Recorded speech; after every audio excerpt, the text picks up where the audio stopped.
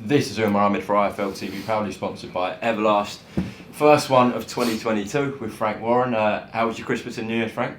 It was, first of all, Happy New Year. Yeah, it was very quiet and peaceful. Unfortunately, a couple of my kids caught COVID and couldn't come over to see us, and we couldn't see them over the period, and a couple of their grandchildren had it. So that was a bit of a bummer. So it was pretty quiet, but yeah, it was okay. As long as you kept away from it. Well, this time last year I was in hospital with it, so you know, I'm hopefully COVID free at the moment.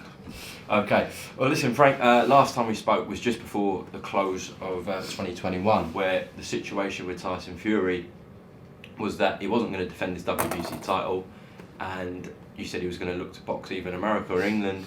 And Bob mentioned a couple of names: Robert Helenius, Andy Ruiz.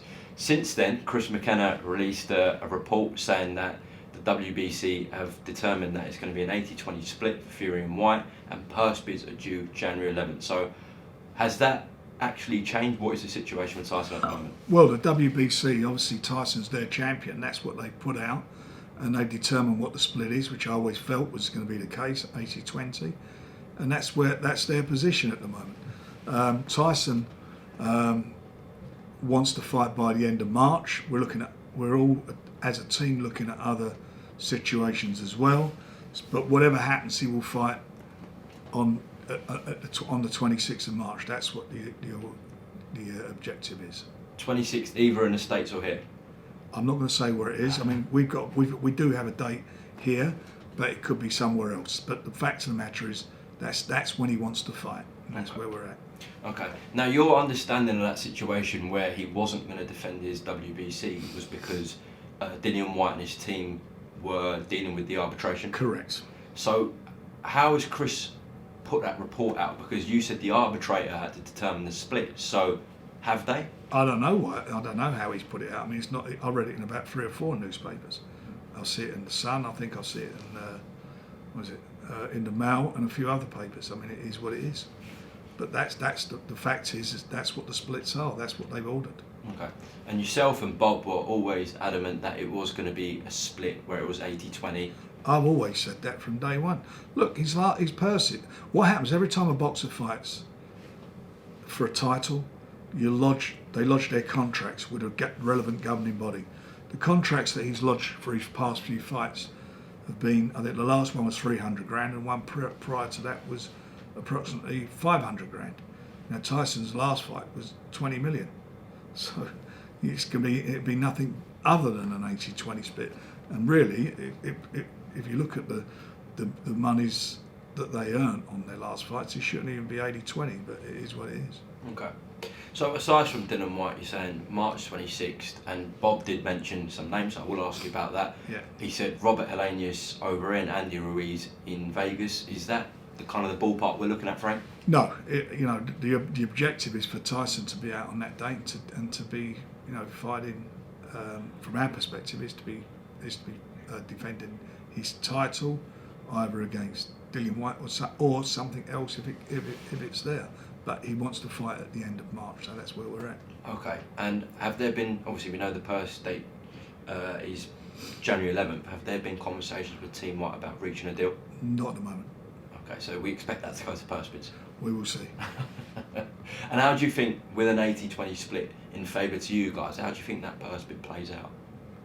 Well, I think that, whatever happens, Tyson will get 80% of it. That's how it'll play. No, but in terms of, the TV situation, etc., obviously you and Bob are in a good position with that. We'd obviously, if it does go to purse bids, we'll put a significant bid in for it. Okay. Anything else you can...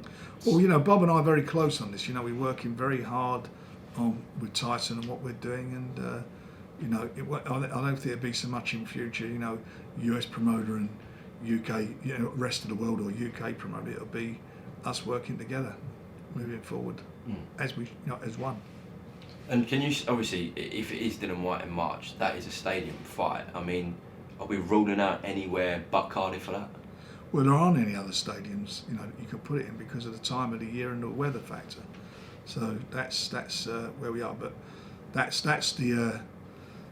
would be the ideal world. That would be the ideal world.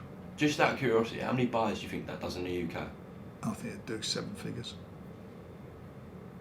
I really do. Okay. Yeah, I could see that hitting 1 million, yeah. Oh, or near 1 million, but certainly I think it gets up there. Well, outside of Joshua and Usyk, it's probably the biggest fight out there now, isn't it, Fury White? I think that's a big fight, but I don't think it's as big as Tyson and Usyk at the moment. I think that would do. Well, yeah, that's the undisputed fight. Yeah, I think that would do huge numbers. Yeah. Okay. Anything else? Not that 1 million's not huge. No, definitely not. Anything you can say about Tyson Fury? Is that it at the moment? No, at the moment that's it. I think next week there'll be some sort of announcement as to what is happening with him. Okay, we'll get a word next week then. Not a problem with me, you know that. Right, carrying on with the heavyweights, Daniel Dubois and Trevor Bryan has been moved forward with the WBA, we're hearing, so give us an update please. Well, I've not heard anything official yet. All I've seen is the latest ratings, and Daniel's in as the official challenger, number one. That's how they describe him. He will fight on the 19th of March in London. Hopefully, if it's Bryant, we can get a deal done with him. Okay, so that... If not, and they put it and they've ordered it, and then get it out of the purse bids because we want to move quickly on that. But Daniel will be out 19th of March. Daniel will be out. Very disappointed that he weren't out before. We were intending to get him out in February, but unfortunately, with the Boxing Board of Control, with that ridiculous situation they caused by stopping boxing from operating during January, and on their flyer, on their notification, stating that they'd consider February later in the month. How can you operate like that? No other sport has gone into lockdown. Every sport consults its license holders, members, players, clubs, and they didn't do anything. They just arbitrarily just said we're shutting down boxing, and the reason they've given is that it'll cause it's a break for two weeks. It'll help to kill off COVID. I don't know what information that's based off of at all. I don't know where that comes from. I don't know what information the Boxing Board of Control doctors have that every other sport is not aware of, because no other sports are shut down. Football's going on. I mean, darts the other night, the place was rammed out with people, and the contestants, quite close together. It's just ridiculous what they did. So that's caused a problem for us, in as much you can't even claim insurance or anything when the governing body just does that without telling anyone, and you spent money on booking venues and so forth. It just leaves you in a mess. So as a result of that, we pushed, as I mentioned to you last time, we pushed all our shows back to March. So Daniel will be out now in March on that date in London on the 19th. Okay, just to move away from Daniel Dubois, you forwarded me a video actually of a British licensed doctor in terms of boxing on BBC News talking about this situation, where he said it actually won't, if there was boxing on in January, it wouldn't actually affect his schedule outside of boxing. Well, apparently, according to the board, he wasn't a board doctor, he was an amateur boxer. I don't know, but the fact of the matter is, we don't use national health, doctors on national health time. They do it in their own time. So it may be when they finish their shift, whatever, but we pay them. We pay for the ambulances, and quite rightly, we're entitled to pay for them. We pay for everybody, so everybody does that. Every doctor that's involved, the paramedics, everybody involved gets paid. The same as they do for other sports. For rugby, football, everybody has to have doctors in attendance. Should anybody get problems in the crowd, somebody gets ill, or participants get injured, certainly as regarding rugby is concerned, and they get paid. They don't do it on national health time. So it's just a ridiculous situation. I don't know how it's come about. It's just beyond me. Okay. Well, listen, it's good to hear that March 19th you'll have a show in London. Who else is going to be on that, Frank? Do you know? It depends. Probably Hamza Shiraz will be on it. I hope that, providing his hand's okay, I hope Dennis will be on there. A few other guys. We haven't quite finalised the cards yet, but once we know where we are with the main event, then we can get moving on that and get it announced and get it on sale. But all of our young guys will all be quite busy during March. I think we're doing 4 shows in March. Okay. It'd be good to see Daniel back here. Obviously, he did box in front of a crowd in Telford, but it'll be good for his home fans here in London. Oh, absolutely, yeah, absolutely. That's where we want it to be. And if it is Bryant with a bit of luck, then that'd be great. You know, that'd be for the WBC heavyweight title. WBA. Sorry, stupid. WBA. BC's still on your mind. I know. Tell me about it. Old age. Let's move on to the WBO. So Joe Joyce, we know, is in a number 1 position there. What's the update on his hand injury? It was a wrist injury. Broke his wrist. I'm hoping he'll be available to fight maybe at the end of April, early May. Fingers crossed. And we want to get him out. So he'll fight in London on that date against a rated fighter. We want to keep him busy. He's the number 1, as you say, in the WBO, and he's looking with great interest as to what's happening with Usyk, because these guys are eventually going to have to have their mandatory defences. So we've got Usyk in a number 1 spot. Sorry, we've got Usyk's number 1 at the moment is Joe, and then we've got in Daniel Dubois the number 1 with the WBA. So we're in good shape for these guys getting into position to fight the ultimately the winner of when we get this unification eventually together. So by April and May, you would have had Daniel, Tyson, and Joe all box, you believe? Correct. Okay, that'd be good for the heavyweight scene. Just away from yourself in terms of heavyweight scene, seems to have gone pretty quiet on Usyk Joshua in this rematch.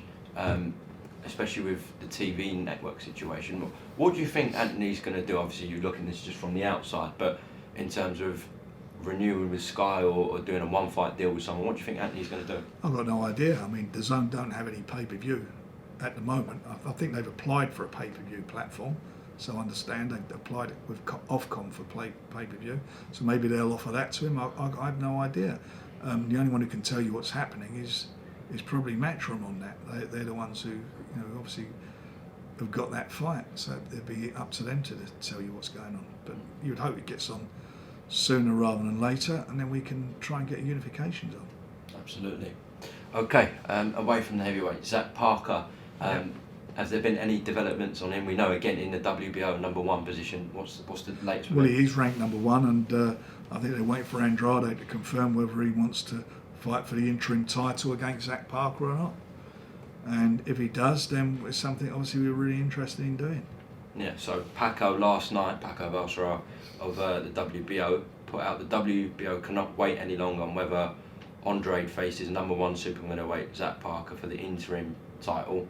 Therefore, Andrade and his mandatory purse bid will take place January 14th at the WBO office. So they've got to move quick on that situation. Well, we could get some answer from it, otherwise, as you say, it go to purse bids. So Zach's in a good position, and I'm going to be speaking to his manager Neil Marsh and him, and we'll make a decision, as to where and what's going to happen. At the moment, he's due to fight on April the 23rd. There's a new stadium opening in Derby, his hometown, and we want to start building an audience there. He's done really well as far as the TV audience is concerned, been involved in some exciting fights, been with us since he's been with us, and now I want to get him in front of his fans and hopefully build to a situation where we can do a stadium show at Derby for him. Okay, so the plan for him is April 23rd in Derby. Sorry, it's the Derby Football Club. Derby, yeah. So you got the March 19th, possibly March 26th with Tyson, and then April 23rd with Zach Parker. Yeah, and we got then we're doing a couple of prospect shows as well. In between that? Correct. Okay, so it's March and April's looking healthy then? Very healthy, yeah, provided everybody stays healthy. No one no more COVID. Yeah.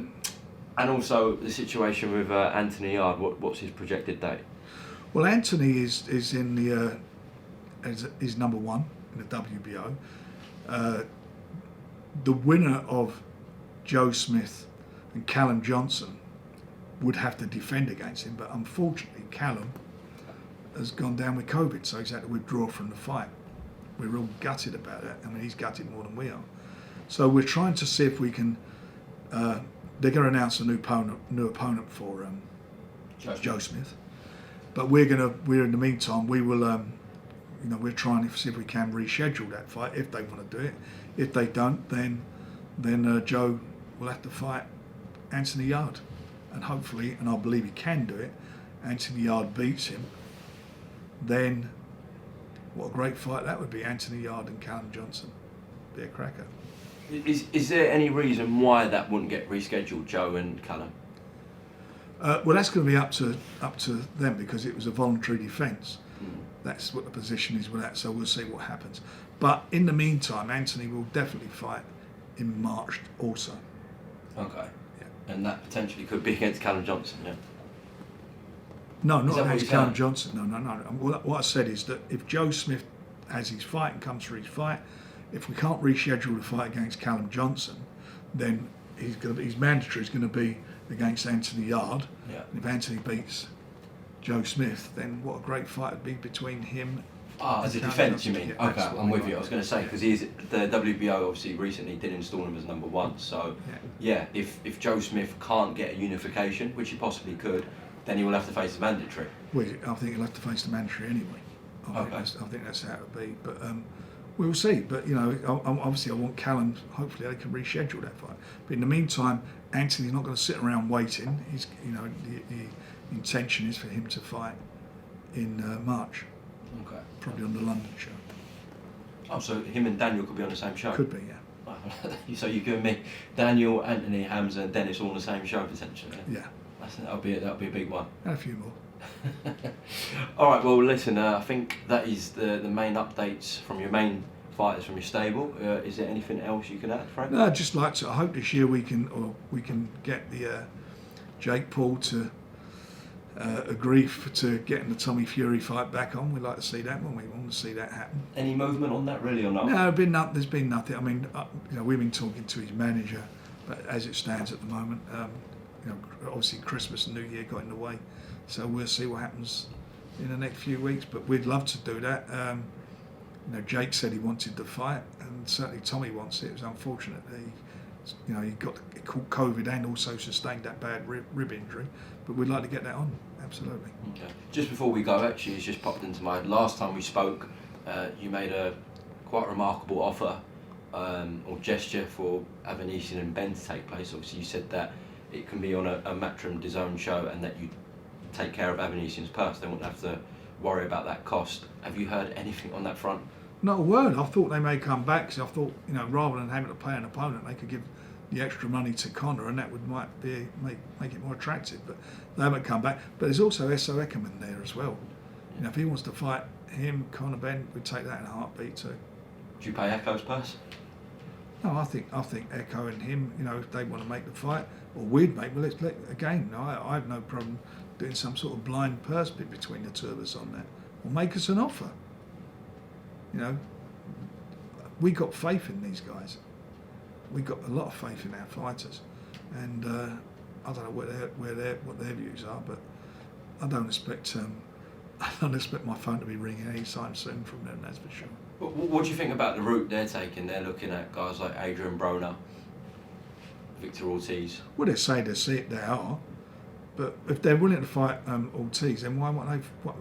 David was supposed to be fighting Ortiz, wasn't it? No, I said Victor Ortiz. Oh, sorry, Victor Ortiz. Yeah, Guerrero. Obviously, Adrian Broner's well, the let's see main if target. they're saying these things. Let's see if they do them. Saying it and delivering it, or doing it, is two different things. You want to talk about all these names to avoid fighting a ready-made fight that would make a lot of sense in this country against guys who are known in this country. Would make more sense. But if you want to throw all these names out, which they're doing, let's see if they actually fight one of them. How do you think that would rate in the UK and globally, Avanesian v Ben on DAZN? How do you think that would do on DAZN? I think it's a good fight. Well, how it does is how they market it.